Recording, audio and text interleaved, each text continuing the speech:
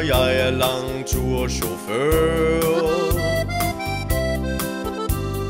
Kører rundt i verden i min lastbil, så jeg næsten bliver skør.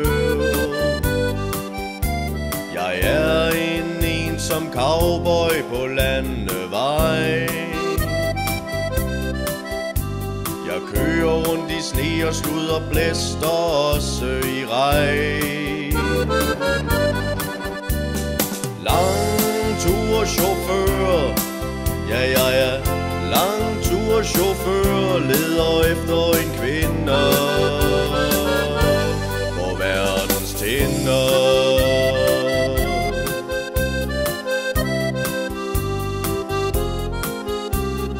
Her forleden dag skulle jeg et smuttur til Sankt Petersborg. Det er et smut på 20 timer med levende dyr i min vogn. Jeg kom sikkert frem, og jeg skulle sove på byens hotel. Men efter 20 timer var jeg ved at kede mig ihjel. I Sankt Petersborg, i Sankt Petersborg gik jeg ud for at finde en moden kvinde.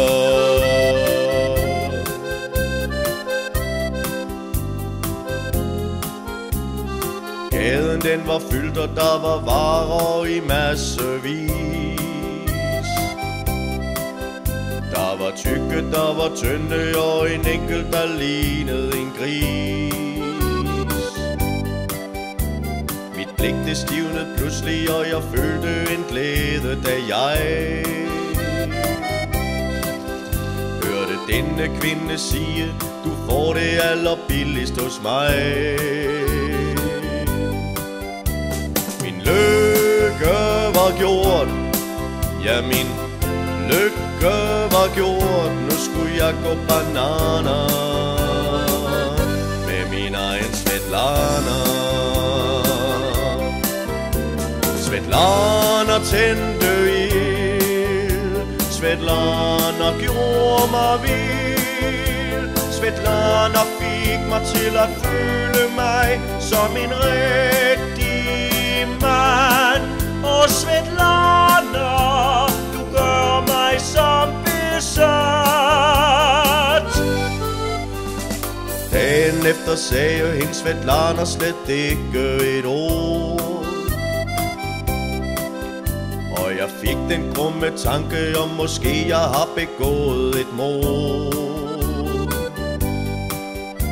Svetlana hun lå stille, der var fingermærker på hendes hals.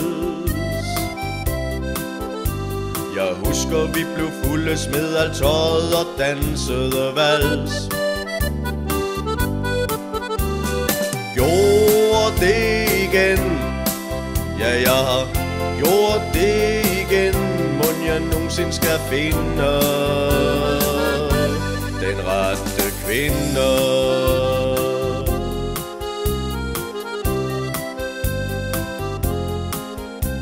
Jeg skyndte mig afsted, for jeg skulle videre til Polen med kød. Så jeg parterede Svetlana, for nu var hun jo alligevel død. Hun fik plads om i min fryser, der hang hun bare så flot. Jeg tænkte, hvad gør det i Polen? De synes sikkert også menneske smager godt.